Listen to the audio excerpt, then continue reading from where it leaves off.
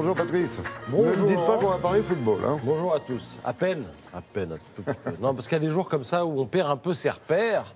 Alors déjà, vous avez le Paris Saint-Germain qui joue en jaune. Oui. On n'a pas l'habitude. Remarquez, tant que ça ne change pas l'issue du match et que le PSG domine sa poule en Ligue des Champions, moi, ça me va. Alors c'est vrai qu'hier, ils ont été faciles, comme le titre, l'équipe. Mais, fin du football, perte de repères, disais-je.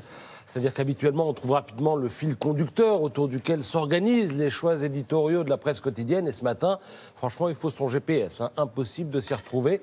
Quoi de commun, en effet, entre la une de l'opinion, qui s'intéresse à l'avenir de Marine Le Pen, elle sera l'invitée de l'émission politique sur France 2 ce soir, et la une de l'Humanité, qui s'alarme de la disparition programmée des CHSCT, les comités hygiène et sécurité, dans les entreprises de plus de 300 salariés.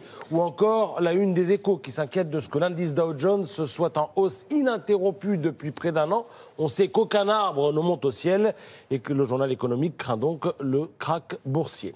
Quoi de commun entre la une du Parisien qui se demande si 15 jours de vacances à la Toussaint ce ne serait pas un peu trop, et celle du Figaro qui salue la fermeté de Macron sur le front de la sécurité, de l'insécurité et de la lutte contre l'insécurité et la menace terroriste, même si le journal ne cache pas qu'il attend le président de la République, surtout sur les actes. Quoi de commun ? Pardon ? Non, je dis pied à la croix. Bien sûr, quoi de commun entre la Croix, qui affiche son impatience sur le dossier catalan. C'est ce matin que les responsables de la province diront s'ils font sécession, auquel cas Madrid se fâcherait tout rouge en mettant fin à l'autonomie de la Catalogne. Et la une de Libération, où Xi Jinping pose en grand timonier. C'est rouge et jaune. Hein. Oui, son emprise est telle que certains analystes doutent qu'il puisse tirer sa révérence en 2022, quand il aura fait ses 10 ans réglementaires, comme on dit. Alors j'ai l'impression que le règlement va pas tarder à changer en Chine. Donc, quoi de commun entre toutes ces unes ? Rien. Alors dans ce cas-là, qu'est-ce que je fais ? Eh bien, je me console en regardant les dessins. Ça me repose. Et là, je tombe sur le plan tu où Daesh se fait botter le derrière. Manière pour le dessinateur du Monde de célébrer la libération de Raqqa, la capitale autoproclamée de l'État islamique. Alors le titre du Monde évoque l'agonie du califat. Je me dis bonne nouvelle. Et puis en même temps, je me dis il faudrait voir à ne pas se contenter de déplacer le problème, parce qu'au même moment, j'ouvre l'Express et je constate que Daesh a trouvé un nouveau terrain de jeu, les Philippines. C'est vrai que depuis quelque temps, les attaques se multiplient dans le sud de l'archipel. Tout se concentre autour de la ville de Marawi. Il serait 700 islamistes dont le but est d'y établir un califat.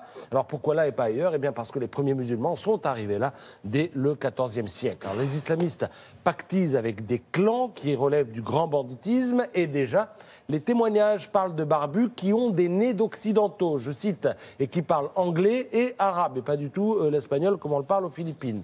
Alors Daesh, c'est un peu le phénix, et la Renaissance doit beaucoup à un terreau plutôt favorable, parce que les Philippines, c'est une pauvreté endémique, un chômage élevé, un État peu présent et un diagnostic partagé par les ONG, les diplomates et les experts en sécurité.